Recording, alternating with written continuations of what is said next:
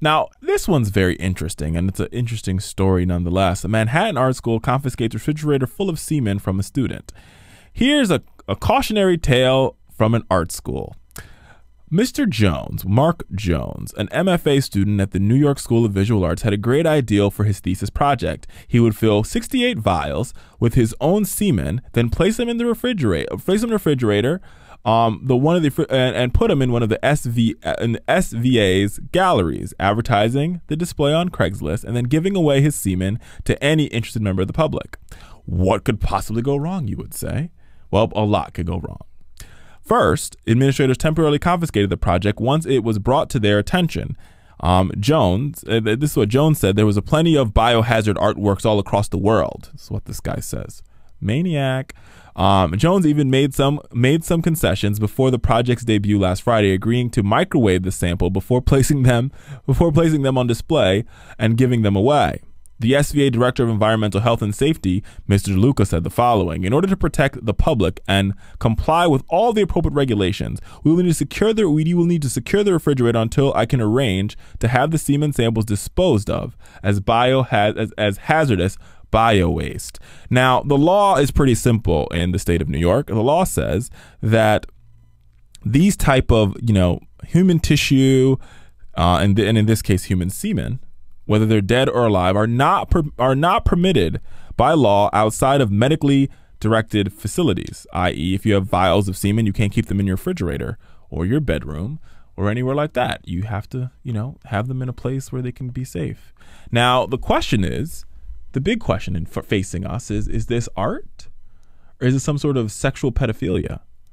Art, sexual pedophilia. Art, sexual pedophilia. Sexual pedophilia. I mean, I guess to some weird artsy world, it might be art, but to many Americans, I just think it's sexual pedophilia. What do you think about this, Rich Webbs? Yeah, I want to comment on this. I usually don't comment in these segments, but I don't know.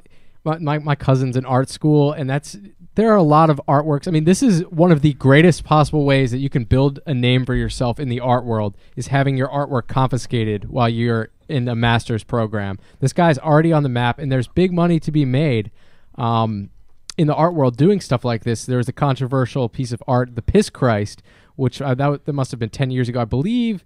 I don't remember the name of the artist. I want to say Damien Hirst, but that might not be right. But this guy just paints with his bodily fluids, and it sells for millions of dollars.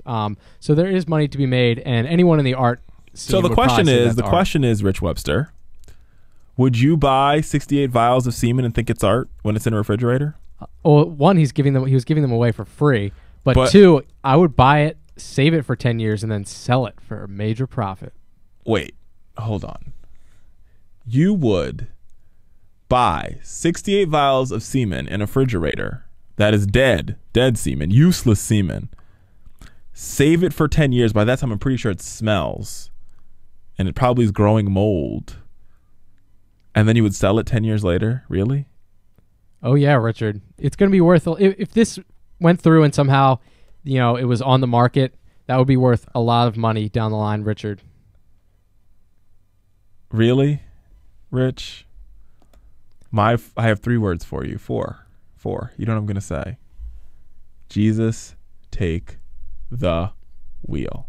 All right, I want to know what our listeners have to think about this. Comment on the YouTube page, tweet us, let us know what you think about this issue. Yeah, please let us know, because maybe I'm in the minority here, but buying 68 vials of semen in a refrigerator seems to be rather stupid. I'm sorry. I don't know. We'll see what you say.